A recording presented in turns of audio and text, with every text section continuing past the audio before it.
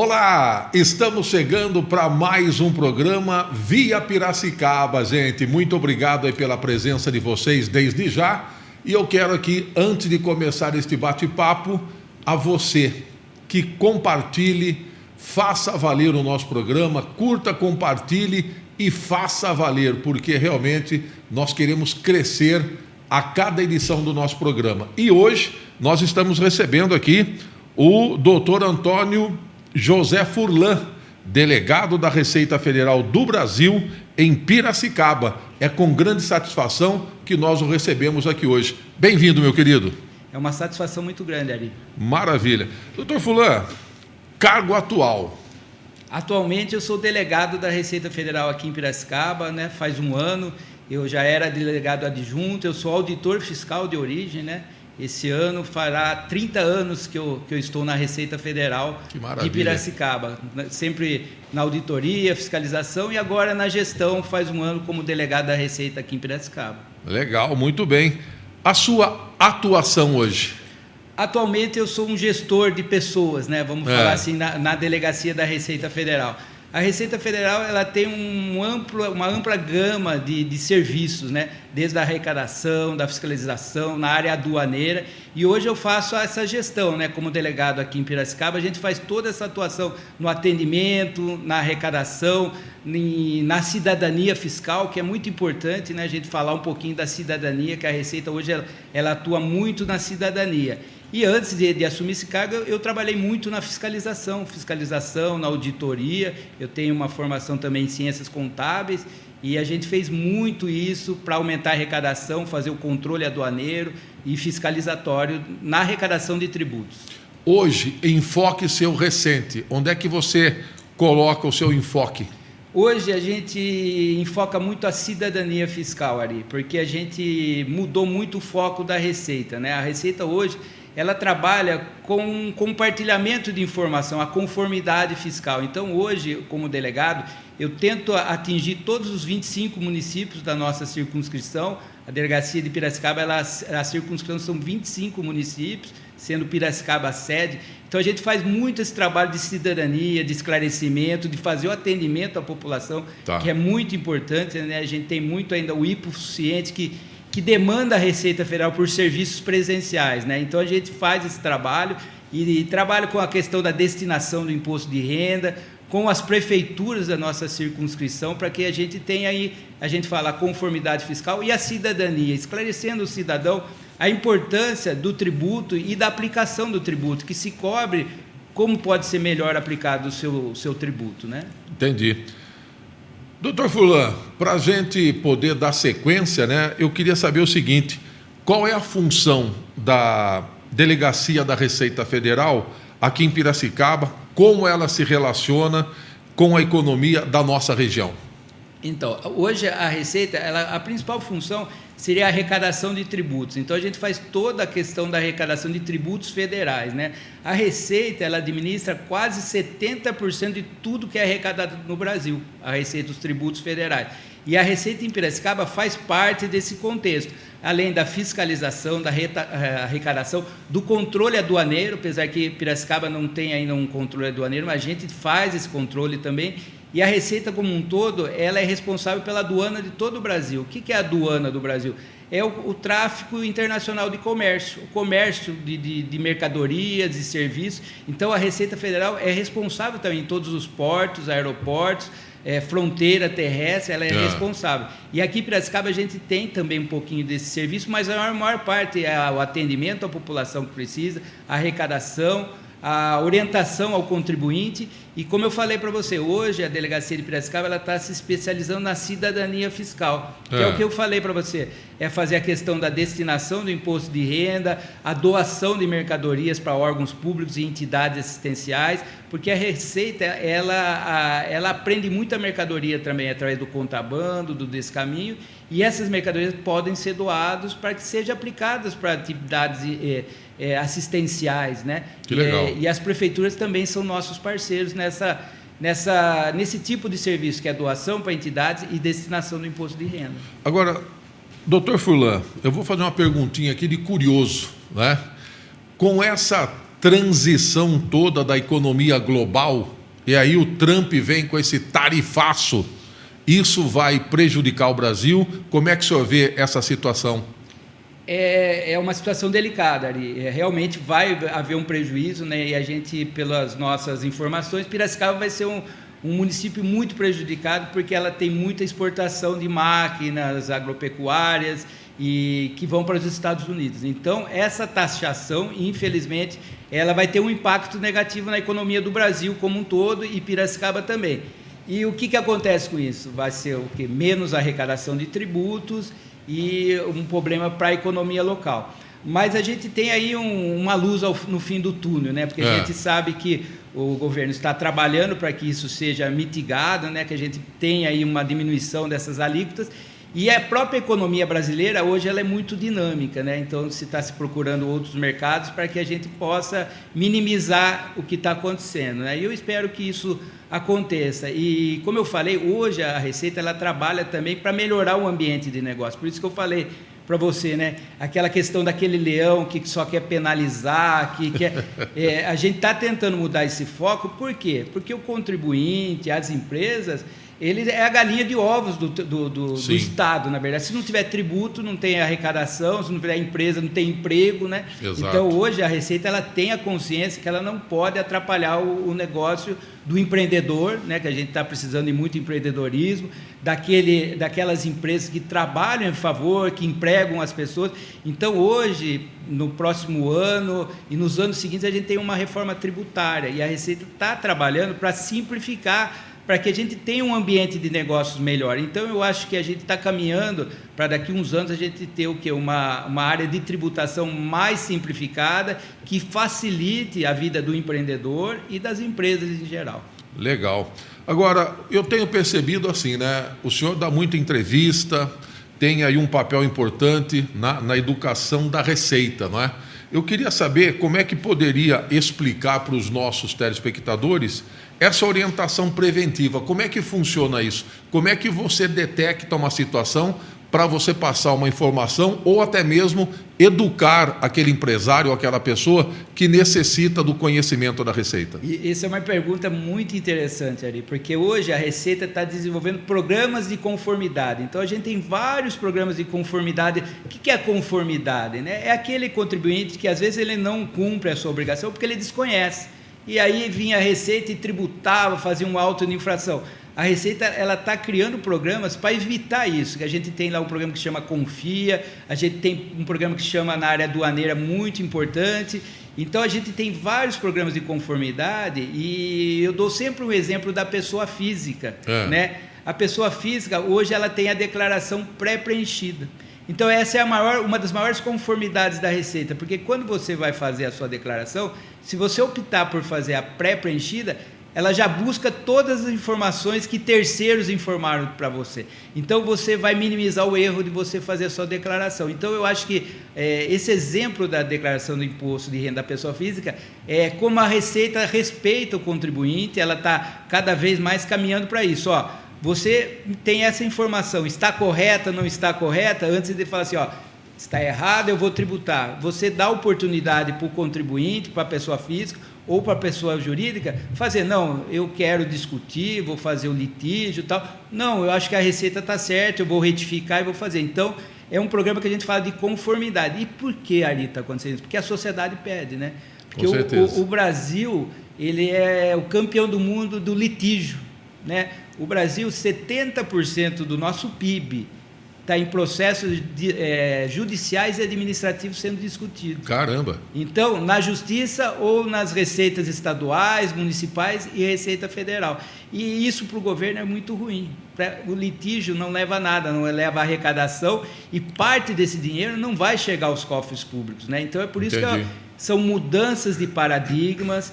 E por que eu falei para você? A sociedade pede, né? Então, a sociedade está pedindo para a Receita atrapalhar menos o ambiente de negócios. Não, é verdade. E a gente incentivar o empreendedorismo, né? Eu sei que é um caminho árduo, né? Porque a gente até que você comentou, né? Às vezes sempre teve um probleminha com a Receita. Eu estou na malha fiscal, outra. Então, é difícil ainda. É um caminho árduo, mas a gente está trilhando um caminho melhor para a sociedade e para o Brasil. Agora, dentro desse contexto, doutor Fulan, existe um programa onde a Receita está voltada às empresas aqui para Piracicaba, junto com prefeitura, junto com toda essa parte de tributação, para que o empresário pare de sentir esse receio ou esse medo com a Receita Federal? Sem dúvida. A gente está fazendo esse esclarecimento aqui, né, que é um novo meio aqui de comunicação importante, né, e a gente faz a divulgação, faz a imprensa. A gente tem patrocinado eventos, palestras, cursos, por exemplo, com relação à reforma tributária. A gente conversa muito com o Sindicato dos Contadores, né? Que legal. Então a gente faz palestras junto com os contadores, que na verdade os contadores são os nossos maiores parceiros, a gente fala, né? Porque eles que vão disseminar a informação, a legislação, e a gente faz a orientação, eles são parceiros nossos, e junto com os municípios também, com a prefeitura, né? A gente tem encontrado com os prefeitos, né? A gente tem 25 municípios. Eu já visitei quase todos, está faltando alguns para a gente estreitar o relacionamento com as prefeituras, né? Inclusive aqui em Piracicaba, a gente fez um trabalho sério e bonito com o Fundo Social de Solidariedade com relação à destinação do imposto de renda. Que legal. Por quê? Porque esse é um incentivo fiscal que as pessoas desconhecem. E é o imposto de renda que a empresa pagou, que a pessoa física pagou, e o dinheiro desse imposto pode ficar na cidade para as entidades assistenciais. E a gente está fazendo um trabalho de esclarecimento, né? Então a gente tem uma parceria muito grande com a prefeitura aqui de Piracicaba também. Que maravilha. Agora eu vou entrar numa parte meio obscura, né? Sim. Receita Federal, Ministério Público e Polícia Federal. A gente está vendo, né, através de noticiários, muitos esquemas de postos de gasolina esquentando dinheiro, outros tipos de empresa que a gente nunca imaginava. Por exemplo, eu vou citar aqui, usina de cana-de-açúcar. Como é que a Receita está contribuindo, ou como é que o senhor contribui quando chega nesse patamar para trabalhar em conjunto com o Ministério Público e Polícia Federal? Ari, a gente teve uma operação recentemente, né, muito grande, né, que ela se chamou Operação Carbono Oculto, né? E eu acho que ela foi a maior operação entre vários órgãos do Estado, né? E a gente sempre falou, a nossa superintendente, os demais delegados que participaram, auditores fiscais, a gente teve nessa operação só na operação de busca e apreensão das empresas, quase 500 auditores e outros servidores da Receita Federal.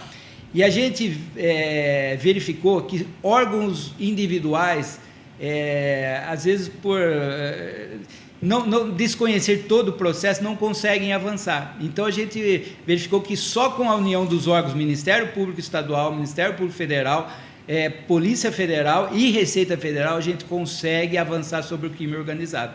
Por quê? A gente só vai acabar com o crime organizado se a gente sufocar financeiramente, né? E essa operação, ela foi um paradigma quebrado, né? Porque a gente sempre fala, 20 anos, 30 anos atrás, a gente falava, tem combustível adulterado, posto de gasolina. A gente verificou que o crime se organizou mais. E ele entrou em toda a cadeia de combustível, desde a importação ali de combustível. Caramba! Então, eles importavam o combustível, faziam a refino ou não refino, distribuição, postos de gasolina e o pior. Antigamente, como eu falei para você, o que o traficante fazia? Ele enterrava dinheiro. Hoje ele conseguiu entrar no mercado financeiro, o mercado financeiro com as fintechs. Fintechs são empresas de operação de pagamentos excelentes, importantes para o Estado, até de inclusão digital de pessoas que não podem ter conta bancária, só que o crime organizado se apropriou, se usou dessas fintechs para esconder o dinheiro. E através de fintechs e empresas de fundo de investimento, movimentou bilhões e bilhões e lavou dinheiro, né? E a gente, nessa operação, a gente viu que a gente só vai conseguir combater o crime organizado se sufocar financeiramente e se as instituições se organizarem, se unirem, e a gente viu que foi um primeiro passo, na verdade, né? Então isso tem que ser um ato contínuo para a gente sufocar o crime organizado. Legal. Agora, dentre todas essas situações que estão surgindo, essa que o senhor acabou de falar, existem outras que são tão quão importante quanto a essa que foi feita recentemente? Sem dúvida, né? Então, a Receita Federal, ela tem órgãos de inteligência fiscal que fazem isso rotineiramente, né? Então, a gente trabalha... agora, daqui a um tempo, vai ter uma delegacia de fraude, né? Então, porque as fraudes são estruturadas, né? Então, quando a gente chega numa fraude, o fraudador já está organizando outra, né? Igual as fraudes de telefone, de Pix. Então, a gente já tem uma equipe organizada, a gente vai criar uma delegacia de fraude para trabalhar com o crime organizado, para seguir o dinheiro. A gente sempre fala que a gente só vai conseguir acabar com o crime ou diminuir se a gente sufocar financeiramente quando ele não tiver mais dinheiro para fazer todo o crime, né? E a gente viu que, inclusive, a gente até agora está com desconfiança por causa do metanol, né? Se viu que agora a gente tem bebida adulterada com metanol. E nessa operação a gente verificou que o metanol era uma das mercadorias importadas e que se adulterava o combustível com metanol. Só para você ter ideia, Ari, a gasolina você pode acrescentar só 0,5% de metanol. A gente encontrou até nas operações 50%, teve postos de gasolina com 90% da gasolina de metanol. Isso daí corrói o motor do carro, além de... Agora, imagine você pôr isso num uísque, numa bebida, e a pessoa tomar um metanol. Meu pai amado. É por isso que, infelizmente, não há comprovação ainda que seja esse metanol do crime organizado, mas essa adulteração é o mesmo produto, que é o metanol. E esse metanol que corrói motor de carro, imagine o que aconteceu com as pessoas que, infelizmente, tivemos pessoas que morreram por consumir essa bebida adulterada. E, né? Além do que, recentemente, acabou saindo num programa de televisão de que jovens em baladas, né, acabaram ficando cegos, outros entubados e a óbito também. Ou seja, é uma situação, é uma preocupação que vocês vão ter que estar fazendo uma vistoria mais contundente, posso dizer assim? Exatamente, né? E como eu falei para você, toda essa questão que envolve crime, adulteração, se os órgãos trabalharem isoladamente, não conseguem resolver. Então, a polícia tem que atuar, a Receita tem que atuar e outros órgãos têm que atuar, porque veja o perigo para a saúde pública. E você vê todas essas operações, o que acontece com a boa empresa, com o bom contribuinte, como que ele concorre com isso? Como que ele concorre para vender um uísque? Exatamente. Certo? Como que um posto de gasolina consegue vender um combustível não adulterado se o preço do outro... Então, os órgãos, a Receita Federal, tem que trabalhar também para o bom empresário, na verdade, aquele que trabalha legalmente dentro das regras, e isso é importante, né? Porque se a gente não fizer isso, você vê o prejuízo para a sociedade, além de financeiro, com vidas, né? É muito triste a gente verificar. E, infelizmente, o Estado tem que se organizar para combater isso. Agora, só por uma questão de curiosidade, né?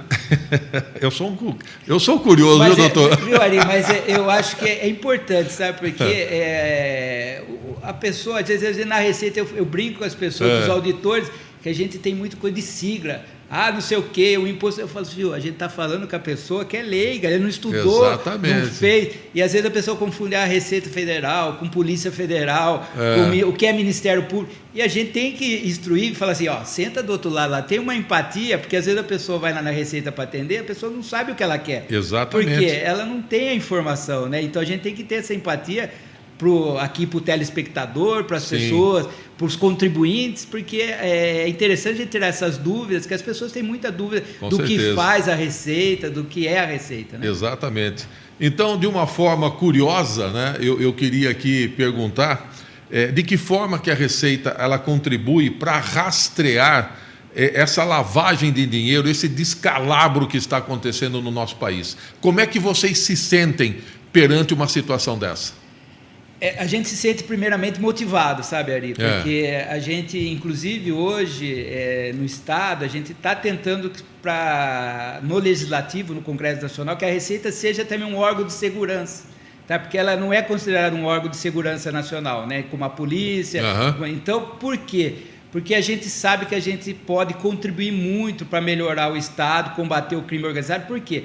Porque Porque a Receita, ela tem a informação do dinheiro, onde vai o dinheiro, porque a gente tem toda a informação da movimentação financeira, dos CNPJs, dos reais beneficiários, a gente dá para rastrear para onde vai o dinheiro. E o que a gente sabe para o criminoso, que às vezes ficar preso não é o maior problema, o maior problema é ficar sem dinheiro.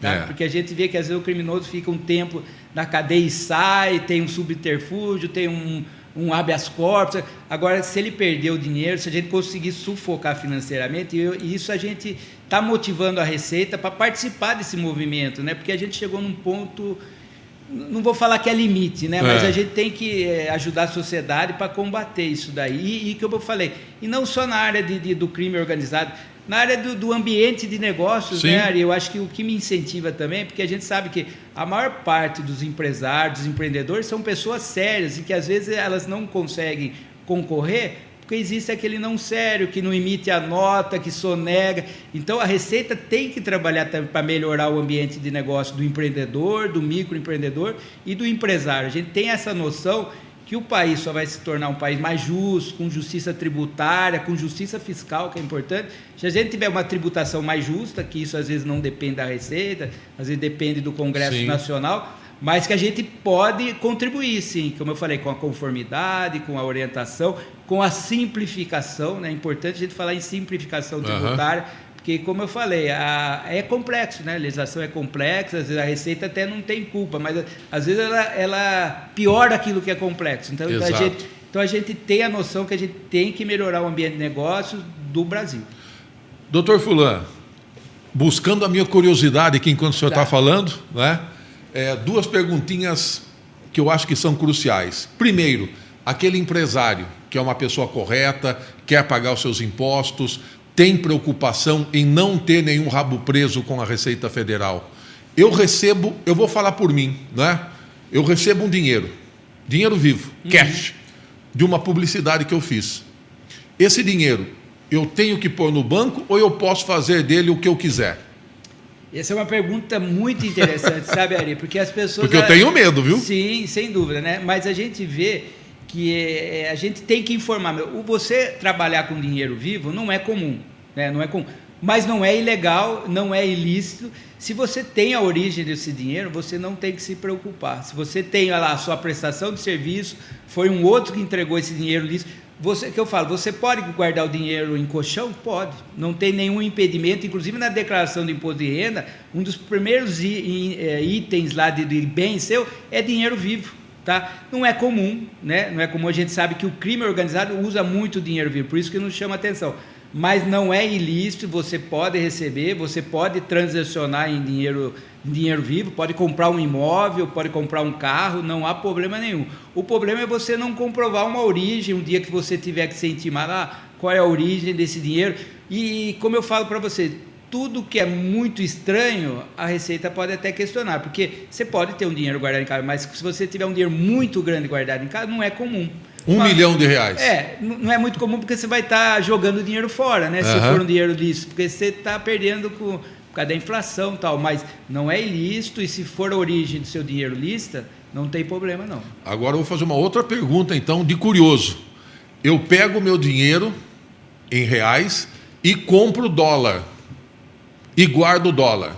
Também não tem problema nenhum. Não, é lícito também você ter dólar guardado. Você pode converter, comprar numa empresa, no de câmbio, ou até você comprar de um terceiro, desde que esse terceiro também tenha o dinheiro lícito dele, né? O que não é lícito é o que eu falei para você não comprovar uma origem do dinheiro. Então você pode ter dólar, às vezes tem gente que guarda 50, 100 mil dólares em casa, para uma viagem ou para uma segurança de precisar um dinheiro.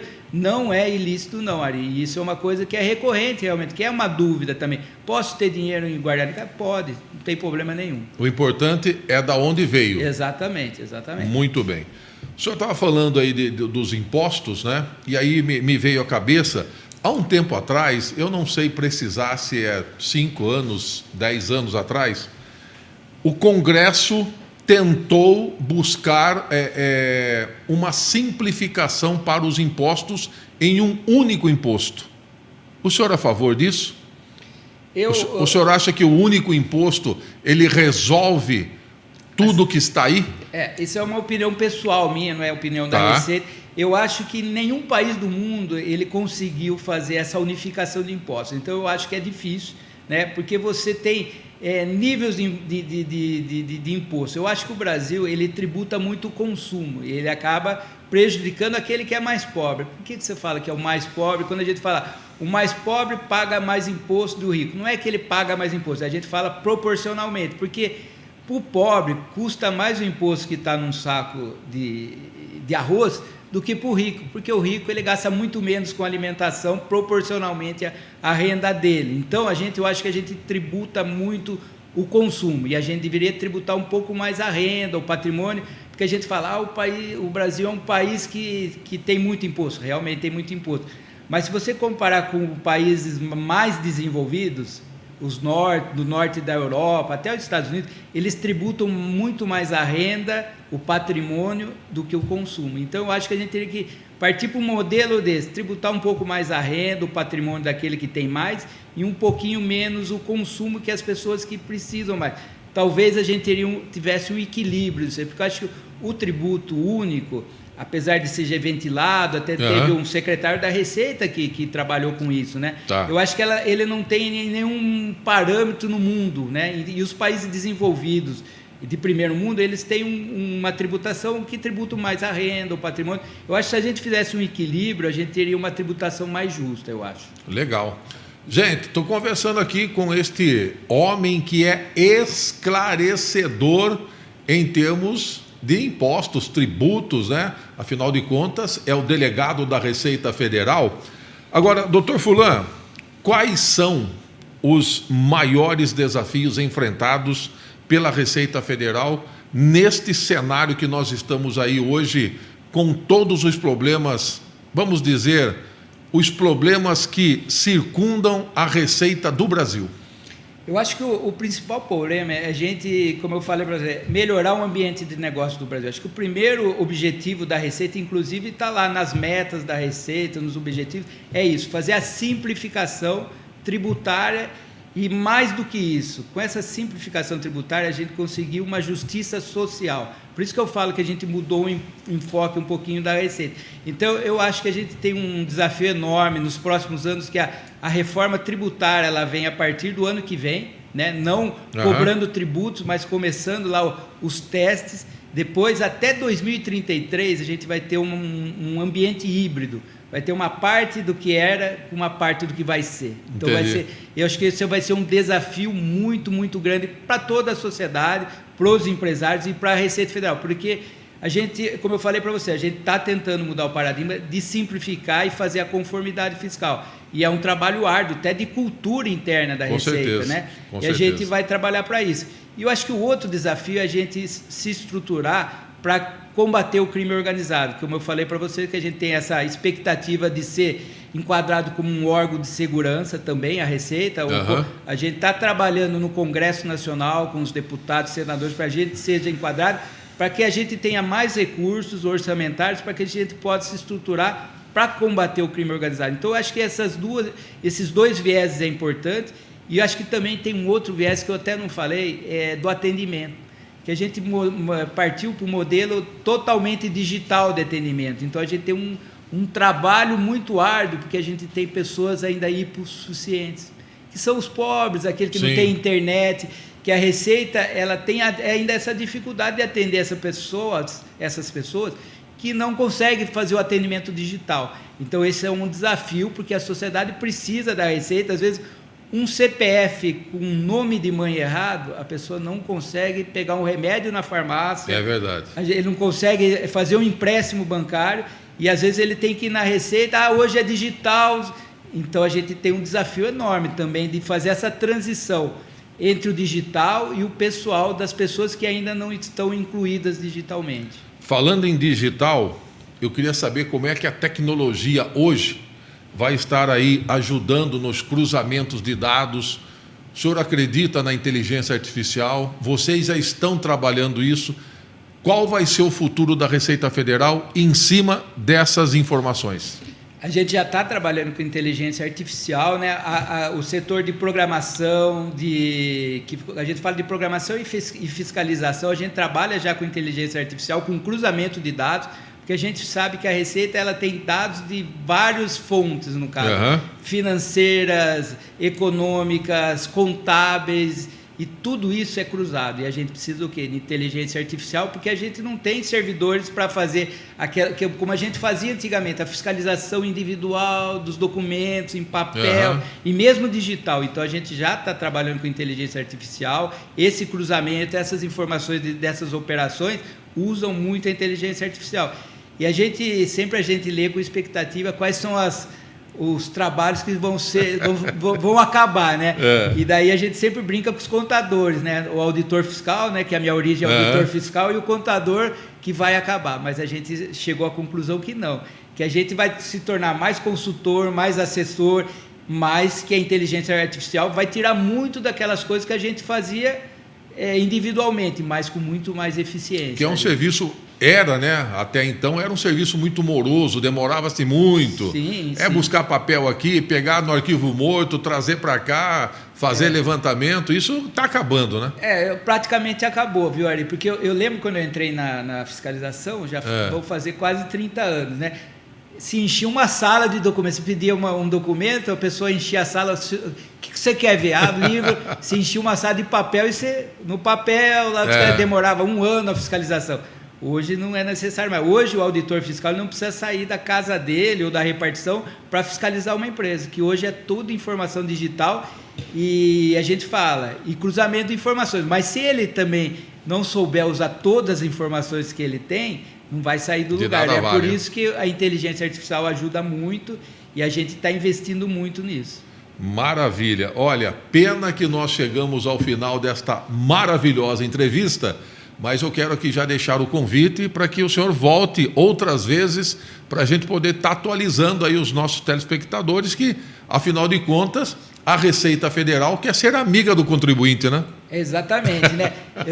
Eu sempre brinco o nosso adjunto lá, que aquele símbolo leão ainda vale e tal, mas a gente agora é o cão-guia, né? Que é aquele que cuida das ovelhas, aquela ovelha que é desgarrada, a gente... Porque essa é a função hoje da Receita, né? Então a gente tem que orientar o contribuinte, o bom contribuinte, aquele que é o crime, claro que a gente vai tratar como a lei exige, mas que ainda, como eu falei para você, é um caminho árduo, né? A gente está trabalhando para facilitar a vida, e a gente vai trabalhar para isso. E dispondo da gente, a gente vai estar aqui sempre que precisar, que é a obrigação do Estado, né? Informar, porque a gente existe só porque existe o contribuinte, que existe a população.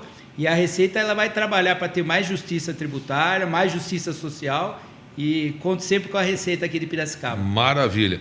Agora, para a gente finalizar, eu queria que o senhor colocasse as suas palavras, a sua mensagem para todos aqueles que estão nos assistindo e para aqueles que possam se conscientizar que a Receita Federal realmente está para ajudar e não atrapalhar. Ari, eu agradeço muito esse convite, e vocês de Piracicaba, região, contem com a Receita Federal. Sabe que a Receita Federal é um órgão de Estado, mas é um órgão que vocês que pagam os seus tributos, né? Então, se você precisar de algum serviço, de alguma demanda, existem todos os serviços digitais, mas a Receita está trabalhando para que a gente tenha um ambiente de negócio melhor. Aquela pessoa física que não tem meios, a gente tem atendimento presencial. E o microempreendedor, o empreendedor, saiba que a gente vai trabalhar para que essa reforma tributária aconteça, tentando fazer uma simplificação para que a gente tenha um ambiente de negócios e o Brasil alcance o que ele merece, um país com muita justiça fiscal e tributária e social. Nunca esqueça isso. Maravilha. Doutor Antônio José Furlan, obrigado pela tua presença aqui no nosso programa. A gente espera tê-lo mais vezes. Muito obrigado. Obrigado, Ari. Um grande abraço para todo mundo.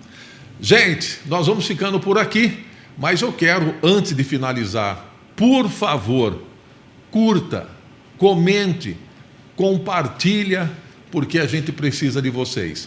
Quanto mais vocês nos assistirem, mais condições nós vamos estar aqui para trazer informações, entretenimento, alegria e muita informação para você, que é o nosso lema, Via Piracicaba para o Brasil e o mundo.